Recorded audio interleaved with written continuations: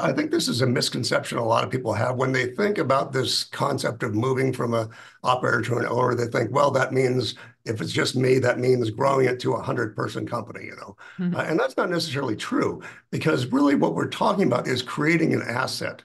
A business is an asset, and it doesn't mean you have to sell that asset. You may love what you do and have no, idea to ever sell it down the line, but we have to think in terms of creating something that functions without us and that has value without us.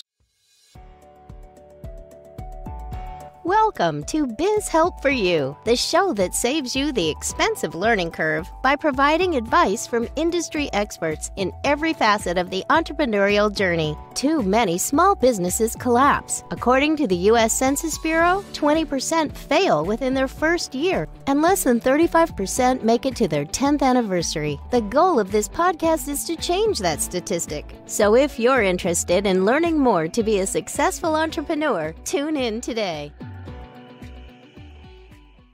Let me tell you a little bit about my guest today. Robert Poole is the co-founder of Total Business Results. He helps entrepreneurs who are tied to their businesses make the transition from operator to owner in their business so they can finally achieve the freedom they got into entrepreneurship for in the first place. He's a graduate of West Point, previously an Army officer, and has over 25 years of experience in helping entrepreneurs grow their companies and turn them into saleable assets that don't depend on them for the day-to-day operations. Today, he's going to share a little about how to get free from your business and get back the freedom and time that most of us got into this game for in the first place. So, Robert, welcome to the show.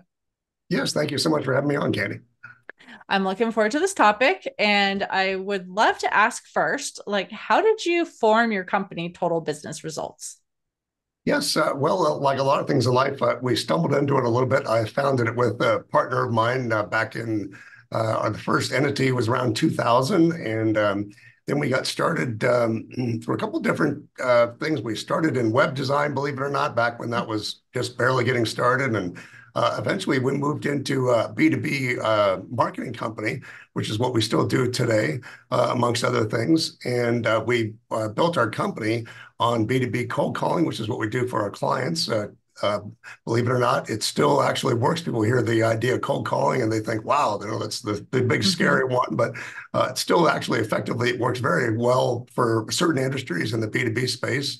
And so we built this company for many, many years, and I built it into a multi-million-dollar company from nothing. And unfortunately, to make a long story short, in 2017, my business partner passed away suddenly, and we had a great partnership where he handled certain parts of the company, I handled the others. And so suddenly I'm in charge of this big company, and I had a lot of freedom before. I had a little bit of a crutch having a business partner. I could go on leave any day, and it didn't matter if I was there or not. I took a 3-week honeymoon when I got married, that sort of thing. And then so suddenly I'm back in this position where, oh my gosh, I'm no longer an owner. I'm an operator.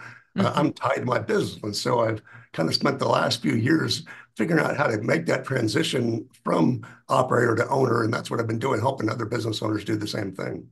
Perfect. Well, you just used the terms operator and owner, and a lot of us probably know what you mean, but just in case someone's listening and doesn't really understand the definition, can you tell us what you feel that those words mean?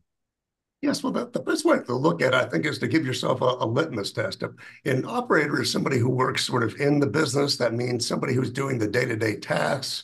The business is reliant on that person.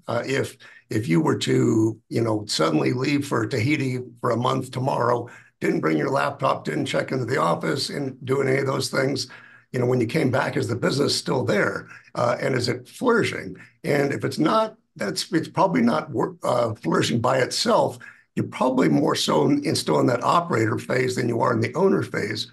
Whereas a true owner, and it is a spectrum, a true owner is somebody who is outside of the business entity themselves. They're not necessarily, the business is not reliant upon their day-to-day input in the business to make it work, if that makes sense.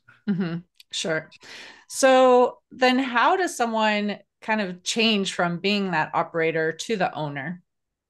Well, there's several things, of course, as you can imagine, and it is a spectrum again from where you're starting, of course, as a full-time operator. If it's just you and you're doing all the work, that's obviously different than you've got a bunch of employees or contractors or whatever. It's how quickly can you steer an ocean liner versus a speedboat, and you can Right. turn that speedboat a lot quicker. But you really have to get started by changing your mentality. I know they throw around the word mindset quite a bit in different circles, but it really is about that because we generally get into business ownership because we're good at a particular skill or an area that we want to bring to the marketplace. And what we don't necessarily understand is what we're getting into. The business ownership is actually a different skill set than what we're coming into it with. And so we have to start to learn to think like an owner, think about how allocation of resources, and think in terms of who needs to do this thing, not necessarily should I be doing it, but who do I need to bring in to be able to do this particular task or these things, and what should we be doing as a company in building that team, which is a big part of it. So it's really about the first step is changing that mentality, which is hard because we're generally very invested in what we came into the business to do. We like serving our clients. We usually like what we're doing. And so that's probably the biggest roadblock that I know I went through, and what a lot of people do is getting that mentality, that shift. But it's the very first stage in making that transition.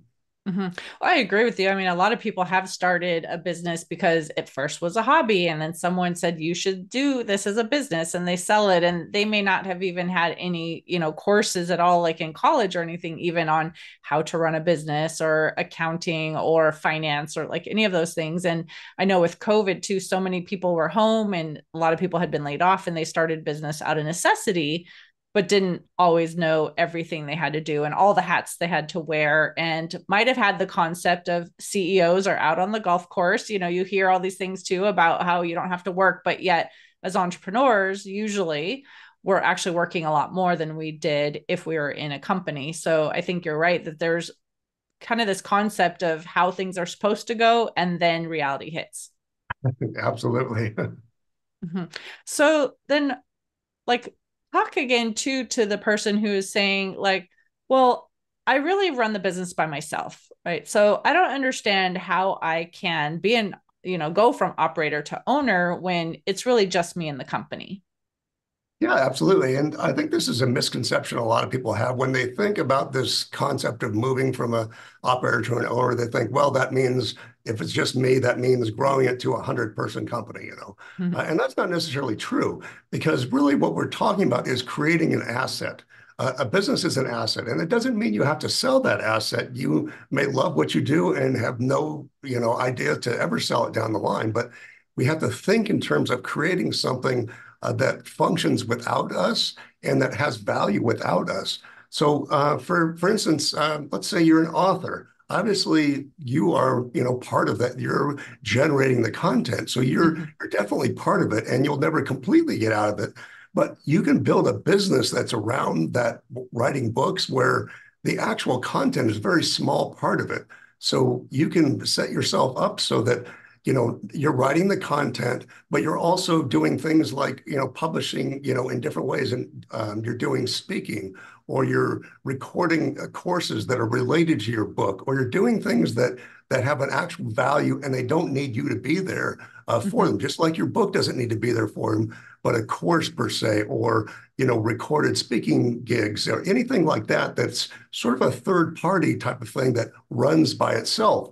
And the other misperception is that people think, well, I don't want to have a bunch of employees. I like working by myself and doing that, and I don't need a team. Well, the reality is that we all need people, and Mm-hmm. just because somebody's using contractors, we also need to build a team of contractors, even if we never have an employee. We need to build a team of people who are on the same page as us, and create sort of people who have a vested interest in our company, in our results, and not necessarily, I'm not talking about necessarily about like an equity interest, meaning they don't have to have a financial, portion of your company, but they need to start thinking about, your company from how do we grow this, just like an owner would think about it. And when you're able to put those people together, even if they work on a contract basis, When you start putting that team together, that's where you really start to see that synergy, see that value when you start building that asset around yourself. Again, even if it's just you, you're the only, employee, if you will, of your business. So it can be done regardless of where you are in that spectrum. And it's just a little misunderstanding. It takes some creativity and takes some work, but it absolutely can work for somebody who's just a solopreneur, so to speak. Well, and you were saying find people that will kind of see your vision, or what you really want to have for the company. And a lot of times people think, well, no one is going to love the business as much as me or care about it as much as me. So how do I even find someone then who maybe wants to come in and work with my company and help me become, that owner of the company, not the operator, when usually they don't have the same passion? Yeah, and there is an art, and just like we talked about, business ownership is a different skill set. Like most of us come into this, and nobody really teaches us how to hire people, how to fire people, how to manage people. That's something that we kind of learn as we go, so to speak. And it's the same thing. So it's not easy. I'm not going to lie to you. But bringing in and finding the right people. If you find people that believe in what you're doing as a company, let's say, if we're going to be successful as a company, I'll put it this way, we need to almost create a movement or an idea that we are promoting in the marketplace that people buy into, not just for the money. And that is something that attracts both our clients because they want to do business with, but it also attracts people we want to work with as employees, as contractors. And you find those people who the money is, you have to pay them obviously a good wage and all that, a good contract pay, whatever it is. But you've got to find people that can resonate with what you're trying to do. And they think, this is something that I want to be involved in. I mean, let's face it, we all have multiple things in our lives that we're involved in. Think about it from a contractor's perspective. If they want to be a part of, usually they want to be a part of more than one thing. And if they can be a part of a cause that they feel about, feel strongly about here, and then there's something else they also feel strongly, they want to be involved in that. This gives them, a chance to be involved in what you're doing, and yet they don't have to take all the responsibility that you're taking. So it's kind of a fun way for them to have their own little mutual fund of things they care about. And when we start finding those types of people that have an interest in what we're doing, not just, hey, I need somebody who can do web coding, but somebody who can do web coding because, they're really interested in outdoors life and things like that. And that's what really juices them. You find those people, you put them together, and you have got a rock solid team, even if they're, like I said, they're not an employee, they're a contractor. Well, and someone who may be listening might think, well, there are some industries that would be much easier, to do this and step out of the operator. For instance, if you have like a franchise restaurant, then you can have your staff, they can all learn, they've got all the how-tos from the franchise anyway, and it's easy to maybe train someone else. But I'm a dentist, I'm a doctor, like I've got, the degree and the expertise. And so I have to be doing like all of these things. Like, so what would you say to someone about like some industries are much easier than others to actually step into the owner and out of the operator?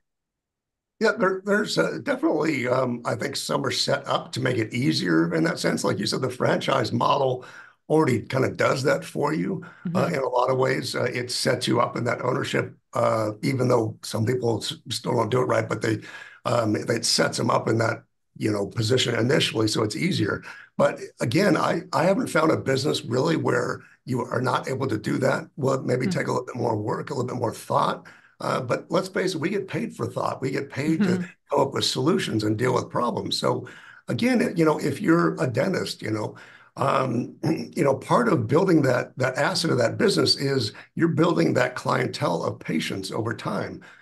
You are potentially bringing in other dentists to work with you that are instilling your values, how the way you do things, and eventually those can passed off, and the processes you create. I think sometimes we think that we are more important than we are. It's unfortunate. We all want to be that, but it's like, wait, what do you mean I'm not needed by my business? But if we can put in the dentist example, if we can put in the processes of how to best do dentistry, how to run the office, how to have the best relationship with our patients, all those things. If we put all those processes together, create that business becomes running by itself, where you actually in there doing the fillings or whatever isn't really needed at that point. I mean, you can if you want to, and a lot of owners prefer to do that. They want to stay in it.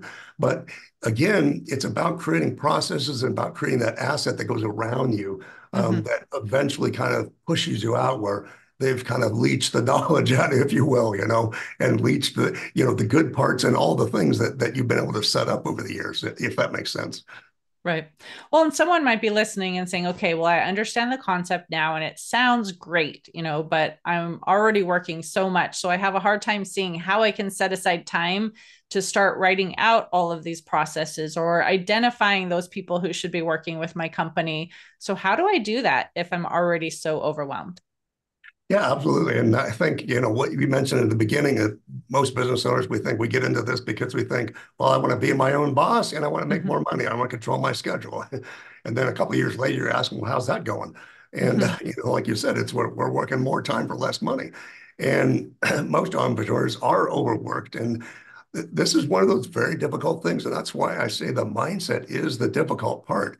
And once you're able to break through some of that, it'll help you pick up speed. But part of it is that, and this is just a simple trick that I used, that I stumbled onto when I was going through this transition with my business partner.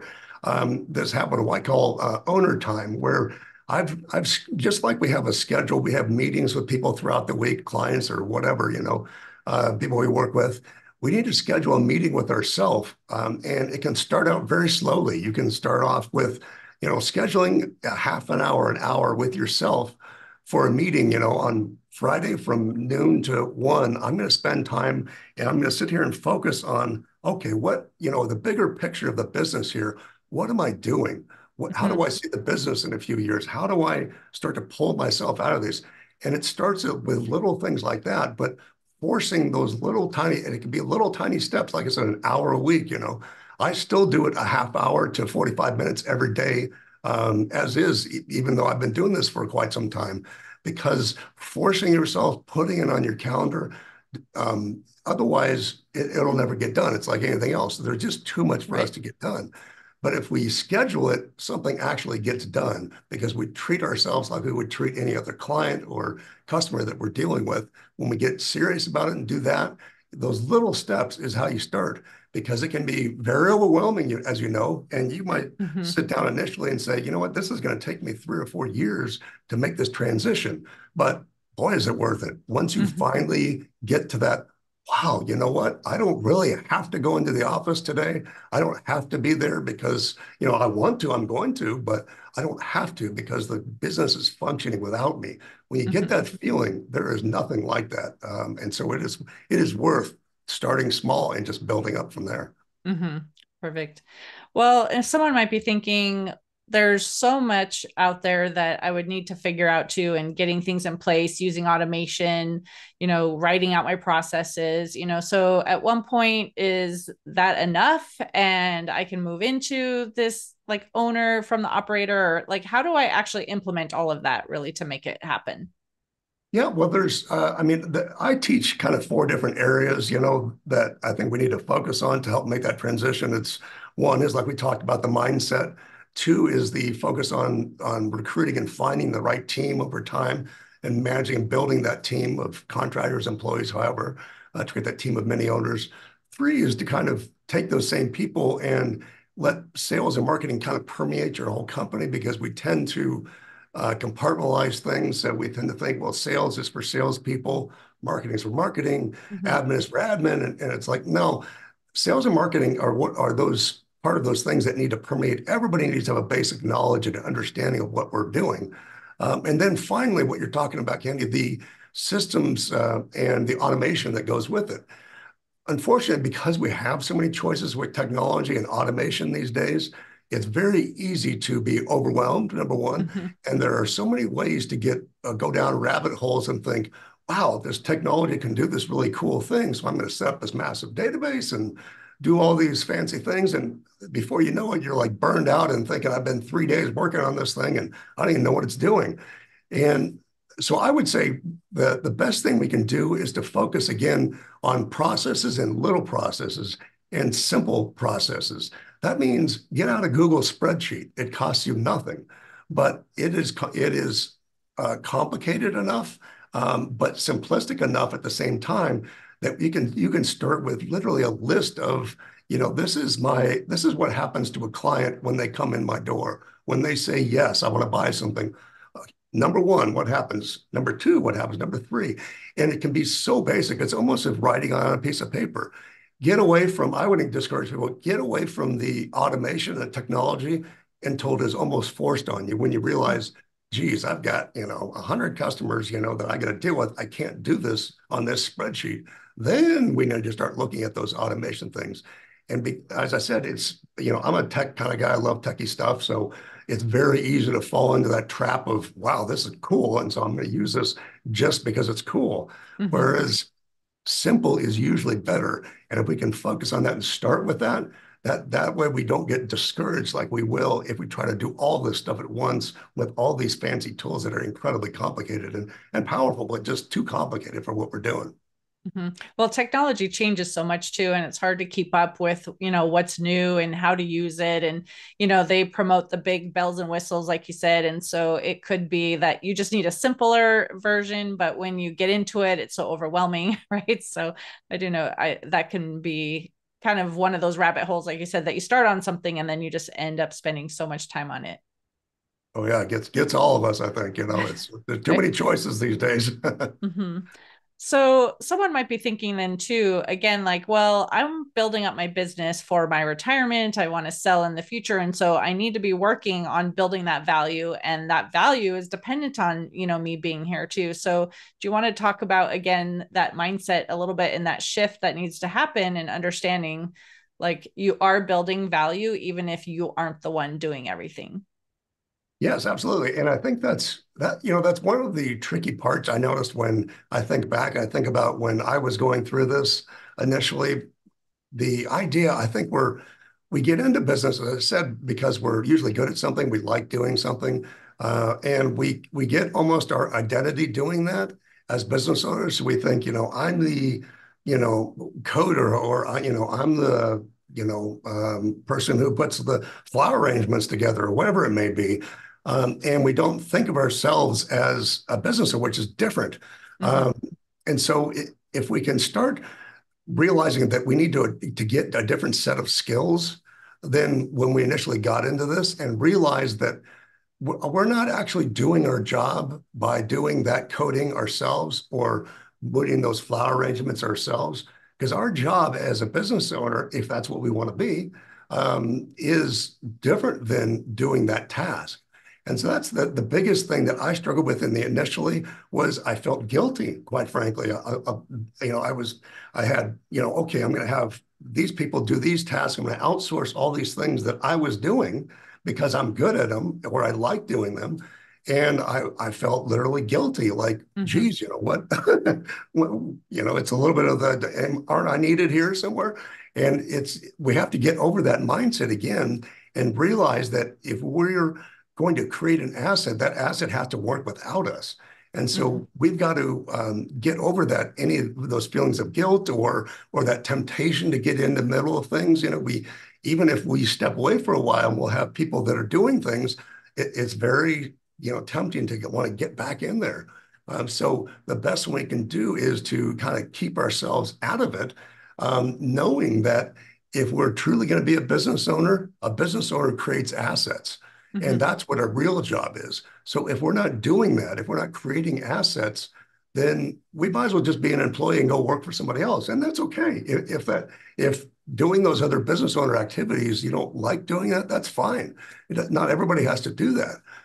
But if you really want to create that asset of being a business owner, that's what you're in the business of, is creating assets, not necessarily doing the thing. That's somebody that you're going to hire to do that for you. Mm-hmm. If that makes sense.